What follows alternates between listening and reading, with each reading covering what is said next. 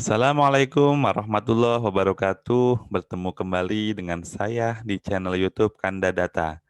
Pada kesempatan yang berbahagia ini, Kanda Data akan membagikan video komponen yang harus ada pada abstrak jurnal ilmiah. Tentu Anda pernah menulis jurnal ilmiah kan? Pasti di situ dituntut kita harus menulis abstrak. Nah, yang menjadi pertanyaan, komponen substansi apa saja yang harus ada pada abstrak jurnal ilmiah? Baik, yang pertama kita akan membedah satu persatu secara singkat. Yang pertama, dalam abstrak substansi yang harus ada, kita perlu memuat latar belakang permasalahan penelitian, ya. Jadi, di awal-awal kalimat dalam abstrak kita dapat menampilkan latar belakang atau hal kunci permasalahan penelitian yang dipecahkan dengan yang kita lakukan, penelitian yang kita lakukan, ya.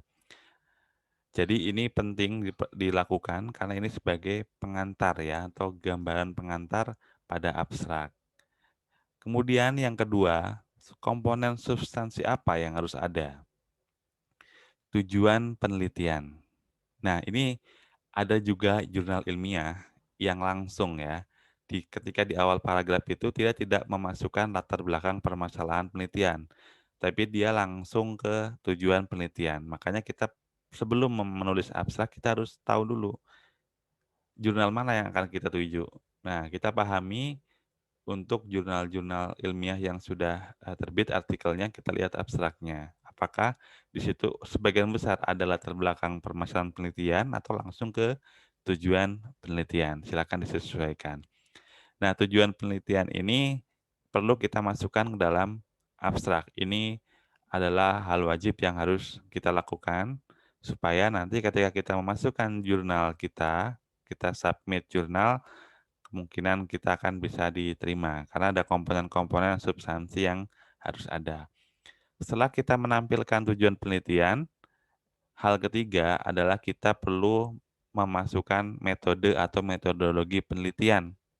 Nah, metode atau metodologi penelitian apa yang perlu kita masukkan ya? Karena di sini kan ada penelitian survei, ada penelitian juga percobaan. Kalau kita ingin penelitian survei, metodologinya seperti apa? Ya, jadi kita lihat kalau untuk penelitian percobaan mungkin bahan dan metodenya seperti apa, tahapan penelitian seperti apa.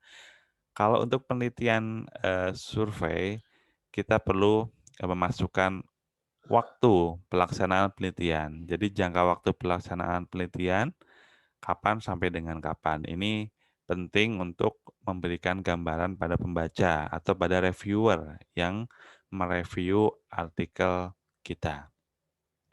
Selain waktu penelitian, kita juga perlu menampilkan sumber data. Ya, sumber data itu bisa terdiri dari data primer atau data sekunder ya, atau sumber data yang lain ya. Jadi disebutkan dengan jelas bagaimana kita mendapatkan data dalam penelitian atau dalam kajian yang dilakukan ya. Kita masukkan dalam metode atau metodologi dalam abstrak. Kemudian yang ketiga, komponen substansi yang harus Anda tahu ya, yang harus ada pada abstrak jurnal ilmiah yang merupakan komponen dari metode atau metodologi, yaitu metode analisis data. Jadi dari data yang ada itu dianalisis metodenya menggunakan apa. Misalkan menggunakan regresi dengan metode OLS, atau misalkan dengan structural equation model, atau misalkan menggunakan model sistem dinamik. Itu perlu disebutkan ya. Selanjutnya hal penting yang perlu ada juga software untuk analisis data. Jika kita menggunakan software, kita sebutkan softwarenya, software versi berapa. Jadi ini menunjukkan bahwa kita misalkan menggunakan software yang asli ya. Misalkan kalau ada apa namanya serinya, misalkan SAS berapa gitu, SAS 9.4 atau SAS berapa ya. Nah itu juga perlu ditampilkan. Kemudian selain metode atau metodologi, hal yang harus diketahui untuk substansi adalah the abstract harus memunculkan hasil penelitian ya. Jadi harus ada hasil penelitian. Hal apa yang harus diperhatikan? Jadi hasil pada abstrak ini tidak copy paste dari kesimpulan. Jadi ketika kita ada artikel ilmiah ya, di kesimpulan itu tidak kita copy paste ke abstrak ya untuk hasilnya. Jadi kita harus meramu kembali ya, di abstrak itu kan dibatasi, jumlah katanya terbatas. Jadi kita harus meramu supaya bagus, karena orang akan membaca tulisan kita itu dan melihat abstraknya terlebih dahulu. Jadi judul dan abstrak terlebih dahulu. Kemudian yang kedua, hasil menjawab poin-poin dari tujuan penelitian ya. Jadi hasil ini harus menjawab poin-poin dari tujuan penelitian. Ini penting ya, harus ada. Kemudian yang kelima adalah kesimpulan hasil penelitian. Nah, ini komponen yang harus ada secara substansi pada abstrak jurnal ilmiah ya tadi. Yang pertama tadi kita lihat latar belakang permasalahan, ini bisa opsional ya. Kemudian tujuan itu harus ada. Kemudian metode atau metodologi, kemudian hasil penelitian dan kesimpulan hasil penelitian, itu harus ada. Baik, jika video ini bermanfaat, silakan like and subscribe. Ada hal lain yang dapat saya sampaikan sebelum saya akhiri video ini. Jadi di sini ada komponen pendukung substansi ya pada abstrak jurnal ilmiah. Jadi dalam abstrak jurnal ilmiah kita biasanya diminta ada judulnya. Di atas abstrak itu ada judul artikel ya. Jadi judul artikel kita perlu menyiapkan yang bahasa Indonesia dan bahasa Inggris ya. Jadi kita harus memperhatikan juga tata spellingnya dan grammarnya. Jadi harus sama antara judul dalam bahasa Indonesia dengan bahasa Inggris. Kemudian komponen pendukung yang lainnya apa?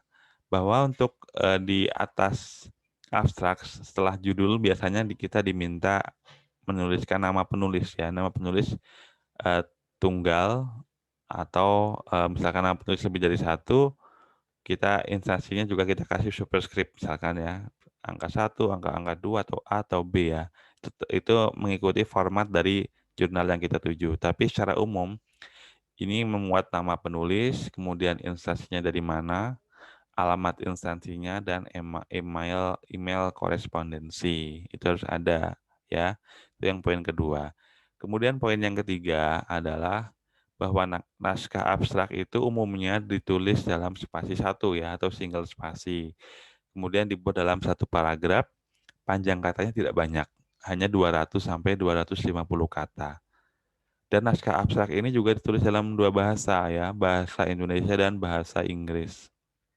Ya, ini kecuali kalau targetnya jurnal internasional ya, kita cukup pakai bahasa Inggris semua ya. Jadi kita tidak perlu memasukkan bahasa Indonesia. Kalau dalam jurnal nasional kita perlu menampilkan dua bahasa, itu umumnya yang diminta oleh redaksi dari jurnal ya atau reviewer. Kemudian yang keempat adalah kata kunci atau keywords ya. Kata kunci atau keywords ini juga ditulis dalam dua bahasa ya, bahasa Indonesia dan bahasa Inggris. Ingat untuk kata kunci ini kita artinya tidak menyalin dari judul ya. Tapi kita lihat kata kunci yang berhubungan dengan penelitian Anda ya. Baik, jadi itu hal yang dapat saya sampaikan. Semoga dapat diambil manfaatnya, terutama memberikan gambaran dalam penulisan abstrak untuk jurnal ilmiah. Sekali lagi, jika video ini bermanfaat, silakan like and subscribe. Juga dapat di-share pada teman-teman Anda supaya ilmu ini semakin bermanfaat dan bermanfaat dan bermanfaat lagi. Oke, sampai jumpa di video Kanda Data berikutnya. Pamit dulu, salam sehat. Assalamualaikum warahmatullahi wabarakatuh.